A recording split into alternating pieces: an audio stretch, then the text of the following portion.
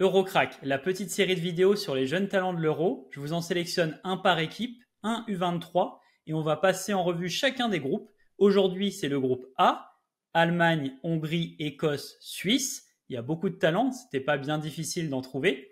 Et l'idée, c'est vraiment de vous proposer un contenu rapide, digeste. Je vous présente rapidement le joueur, son rapport de performance statistique, un petit avis, peut-être un point notable qui ressort chez lui.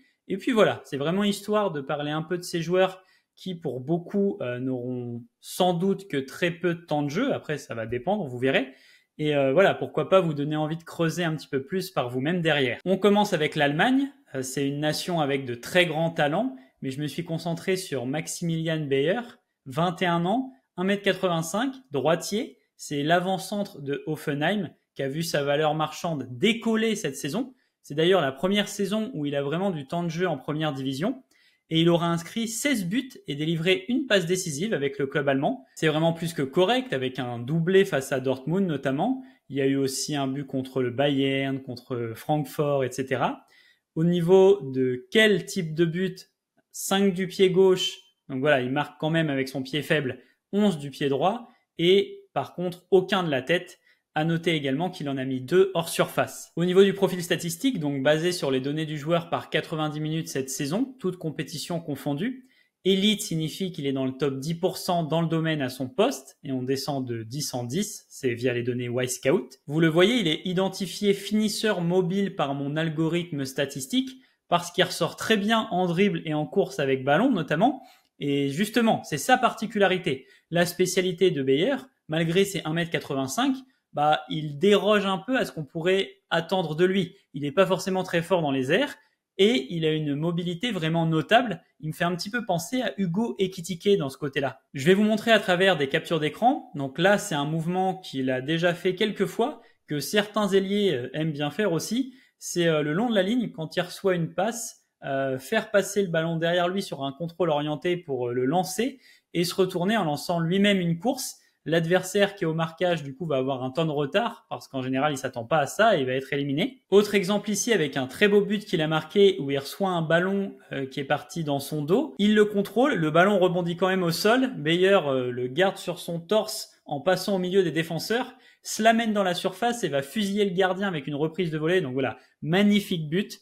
Bayer, c'est un joueur qui va pas forcément avoir énormément de temps de jeu, je pense, parce que c'est vrai que l'Allemagne a déjà beaucoup d'attaquants mobiles, mais en tout cas, en sortie de banc, ça pourrait être intéressant. Je vous invite à aller regarder un petit peu ce qu'il a pu faire cette saison. Personnellement, je vais le suivre de très près parce que j'aime bien ce style d'avant-centre. Allez, au suivant, l'Écossais de Brighton, Billy Gilmour. 23 ans, 1m70, estimé à 18 millions d'euros, qui évolue au milieu de terrain. On est clairement sur un profil de meneur, de joueur de possession par excellence. Clairement un joueur du style De Zerbiesque, j'ai presque envie de dire, parce qu'il me rappelle un petit peu Maxime Lopez qu'il avait entraîné à Sassuolo. Très bon passeur, très bon dans la conservation du ballon également. Il peut aussi se projeter de temps en temps avec ballon, mais il a une faible densité physique. Voilà, dans les duels, c'est pas ce qui va ressortir chez lui. C'est pas non plus un joueur qui va beaucoup provoquer balle au pied. C'est plus un orchestrateur. Je vous mets ici quelques-unes de ses passes. Il est de top qualité dans le domaine, notamment quand un coéquipier attaque l'espace. Il a la vista et la qualité nécessaire pour pouvoir le servir. Ça en fait une arme vraiment intéressante chez lui. En soi, c'est pas un joueur très décisif sur le volet but, passe décisive, même pas du tout, mais c'est un joueur décisif dans ce genre de style de jeu, avec ce qu'il apporte de ses qualités. Est-ce que De Zerbi l'emmènera dans ses valises s'il signe à Marseille? Ça, c'est une affaire à suivre. En tout cas, voilà, c'est un joueur qui a joué les matchs d'amicaux d'avant Euro avec l'Écosse et qu'on pourrait voir animer du coup le milieu de terrain aux côtés de McTominay. Après, l'Écosse, c'est vrai que c'est pas Brighton au niveau du jeu. Du côté de la Hongrie, Milos Keres, 20 ans, 1m80, le latéral gauche de Bournemouth en première ligue, dont la valeur marchande a pour lui aussi pas mal explosé. Son bilan statistique, c'est vrai, peut paraître faible vu comme ça. Il est identifié comme joueur de support par l'algorithme, donc un joueur qui va récupérer puis remonter les ballons, notamment par la course, sans vraiment être trop impliqué dans les derniers mètres. Il y a plusieurs choses à noter. Déjà, c'est sa première saison en PL. Il a 20 ans, il arrive des Pays-Bas et à l'AZ, équipe où il était précédemment, ses statistiques étaient nettement plus hautes. C'était un genre de box-to-box latéral, on va dire. Donc voilà, il y a le temps d'adaptation à prendre en compte. C'est juste sa deuxième saison en D1 en plus dans sa carrière. Il joue dans une équipe avec 44% de possession, donc c'est pas forcément évident de se montrer. Malgré tout, on remarque chez lui de belles qualités de projection, plutôt intéressant sur les centres également. Si je devais donner des points forts, je dirais que de ce que moi j'ai observé, je l'ai trouvé vaillant, volontaire. Il va mettre de l'intensité, du volume de jeu, ça se voit. Il récupère pas mal de ballons. Il a un faible taux de réussite dans les duels au sol parce que les fautes sont prises en compte. Quand tu fais une faute, tu perds ton duel. Et lui, il en commet pas mal. Pour moi, c'est un de ses axes d'amélioration. Maîtriser son engagement. C'est bien d'être volontaire, mais il faut aussi éviter que ça ait des conséquences négatives. Il aime beaucoup les tacles glissés. Il a pu stopper pas mal d'ailiers de cette façon, mais des fois, il va un petit peu trop se jeter dans les pieds, un peu trop vite, ou quand c'est pas forcément nécessaire. En tout cas, c'est un joueur vraiment intéressant qui est suivi par pas mal de gros clubs, notamment United, je crois. Voilà. Titulaire 2 fois lors des amicaux d'avant Euro, il a peut-être une carte à jouer. Le dernier, celui qui va représenter nos voisins suisses, c'est Dan Endoy, l'ailier de Bologne. 23 ans, 1m84, estimé aux alentours de 14 millions. Il avait commencé à Nice, pour ceux qui s'en souviennent, mais il avait très peu joué.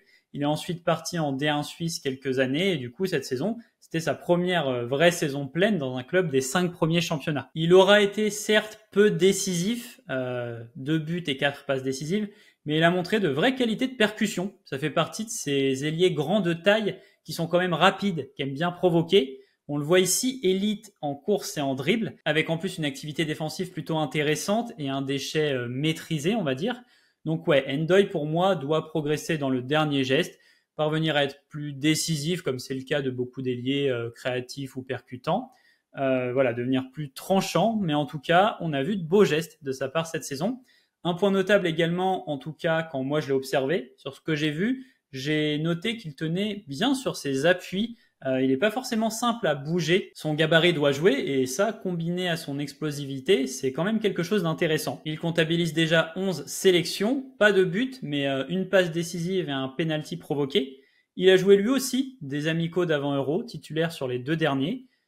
S'il n'est pas nécessairement retenu dans l'équipe type pour la compétition par son entraîneur, on verra, mais s'il ne l'est pas, il pourra apporter cette énergie-là en sortie de banc, mettre un peu de dynamisme et embêter les défenses adverses. Voilà pour cette vidéo l'équipe, 4 nations, 4 jeunes talents à suivre. L'idée c'est vraiment que vous puissiez avoir une petite présentation rapide, générale, avec 2-3 points clés et que vous puissiez vous-même vous y intéresser de plus près et y penser quand vous regarderez les matchs.